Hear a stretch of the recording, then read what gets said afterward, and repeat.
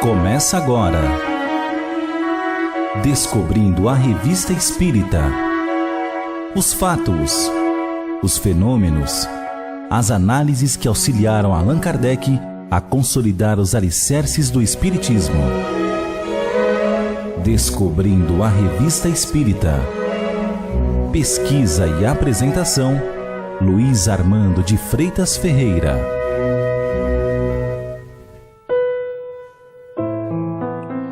Seguindo com seu discurso no encerramento do Ano Social da Sociedade Parisiense de Estudos Espíritas, publicado na Revista Espírita de julho de 1859, Kardec completa sua análise sobre a questão da evocação ou não, dizendo que o concurso dos bons espíritos tal é, com efeito, a condição sem a qual não se pode esperar a verdade.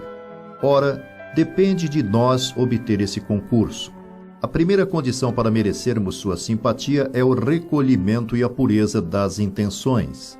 Os bons espíritos vão onde são chamados seriamente, com fé, fervor e confiança. Eles nem gostam de servir de experiência nem de dar espetáculo. Ao contrário, gostam de instruir aqueles que os interrogam sem ideias preconcebidas. Os espíritos levianos, que se divertem de todos os modos, vão a toda parte, de preferência aos lugares onde encontram uma ocasião para mistificar. Os maus são atraídos pelos maus pensamentos, e pelos maus pensamentos devemos compreender todos aqueles que não se conformam com os princípios da caridade evangélica.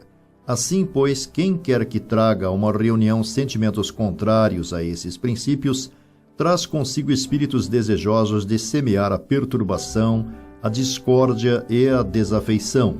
A comunhão de pensamentos e de sentimentos para o bem é, assim, uma coisa de primeira necessidade, e não é possível encontrá-la no meio heterogêneo onde encontrassem acesso às paixões como o orgulho, a inveja e o ciúme, os quais sempre se revelam pela malevolência e pela acrimônia de linguagem, por mais espesso que seja o véu com que se procure cobri-los. Eis o ABC da ciência espírita. Se quisermos fechar a porta desse recinto aos maus espíritos, comecemos por lhes fechar a porta de nossos corações e evitemos tudo quanto lhes possa conferir poder sobre nós. Se algum dia qualquer sociedade tornar-se joguete de espíritos enganadores, é que a eles teria atraído. Por quem? Por aqueles nos quais eles encontram eco, pois vão aonde são escutados. É conhecido o provérbio: dize-me com quem andas, dir-te-ei quem és. Podemos parodiá-lo em relação aos nossos espíritos simpáticos. Dize-me o que pensas, dir-te-ei com quem andas. Ora, os pensamentos se traduzem por atos. Se admitirmos que a discórdia, o orgulho, a inveja e o ciúme não podem ser inspirados, senão por maus espíritos, aqueles que aqui trouxessem elementos de desunião suscitariam entraves com o que indicariam a natureza de seus satélites ocultos. Então, só poderíamos lamentar sua presença. Se tivéssemos em mira apenas experiências para a satisfação de nossa curiosidade, a natureza das comunicações será mais ou menos indiferente, pois que nelas veríamos apenas aquilo que elas fossem. Dizer que espíritos levianos jamais deslizam entre os participantes para encobrir qualquer falha seria presunção de perfeição.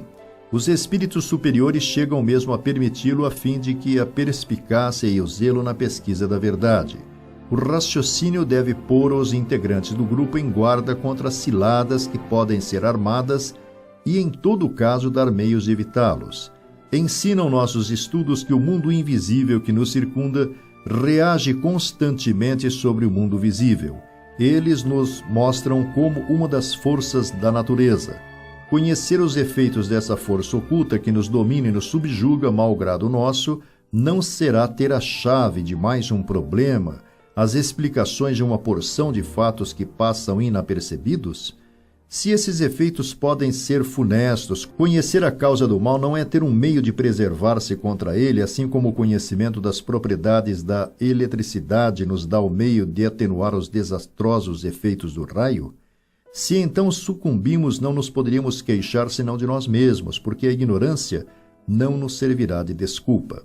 O perigo está no império que os maus espíritos exercem sobre as pessoas, o que não é apenas uma coisa funesta do ponto de vista dos erros de princípios que aqueles podem propagar, como ainda do ponto de vista dos interesses da vida material. Ensina a experiência que não é impunemente que nos abandonamos aos seus domínios, porque suas intenções jamais podem ser boas.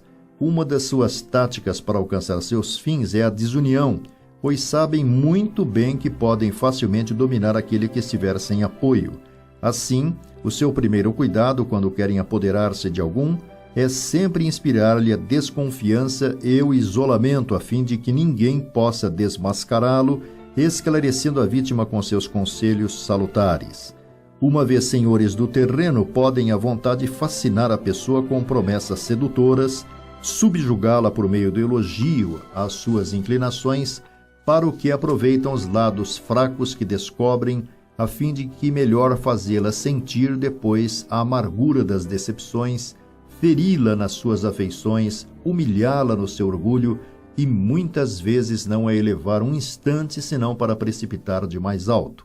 Eis o que nos mostram os exemplos que a cada momento se desdobram aos nossos olhos, tanto no mundo dos espíritos quanto no mundo corpóreo, circunstância que podemos aproveitar para nós próprios ao mesmo tempo que procuramos torná-la proveitosa aos outros. Entretanto, perguntarão se não atrairemos os maus espíritos evocando homens que foram o rebotalho da sociedade. Não, porque jamais sofremos a sua influência. Só haverá perigo quando é o espírito que se impõe, nunca, porém, quando nos impomos ao espírito. Sabeis que tais espíritos não atendem ao vosso chamado, senão constrangidos e forçados, que em geral se acham tão deslocados em vosso meio que têm pressa em retirar-se. Para nós, sua presença é um estudo, porque para conhecer é necessário ver tudo. O médico não chega ao apogeu do conhecimento senão sondando as mais feias chagas. Ora, essa comparação do médico é tanto mais justa quanto mais sabeis das chagas que temos curado e dos sofrimentos que temos aliviado. Nosso dever é mostrar-nos caridosos e benevolentes para os seres de além-túmulo, assim como para os nossos semelhantes. Pessoalmente, eu desfrutaria um privilégio inaudito se tivesse ficado ao abrigo da crítica. Ninguém se põe em evidência sem se expor aos dardos dos que não pensam como nós. Há, porém, duas espécies de crítica. Uma que é malévola, acerba, envenenada, na qual o ciúme se trai a cada palavra. A outra, que visa a sincera pesquisa da verdade, tem características absolutamente diversas. A primeira só merece o desdém. Jamais com ela me preocupei. Só a outra é discutível. Algumas pessoas acharam-me precipitado nas teorias espíritas que ainda não era tempo de estabelecê-las, pois as observações não eram bastante completas. Duas coisas há que considerar no espiritismo: a parte experimental e a filosófica ou teórica. A abstração feita do ensino dos espíritos, pergunto se, em meu nome, não tenho, como qualquer outra pessoa, o direito de elucubrar um sistema filosófico. Não está o campo da opinião aberto a todo mundo? Por que, então, não posso dar a conhecer o meu? Cabe ao público julgar se ele tem ou não senso. Mas essa teoria, em vez de conquistar mérito, se mérito existe, eu declaro que emana inteiramente dos espíritos. O futuro dirá se estou certo ou errado. Enquanto isso, creio ter ajudado o progresso do espiritismo, colocando algumas pedras em seu edifício. Mostrando que os fatos podem assentar-se no raciocínio, terei contribuído para fazê-lo sair do caminho frívolo da curiosidade, a fim de fazê-lo entrar na via séria da demonstração única, apta a satisfazer os homens que pensam e que não param na superfície.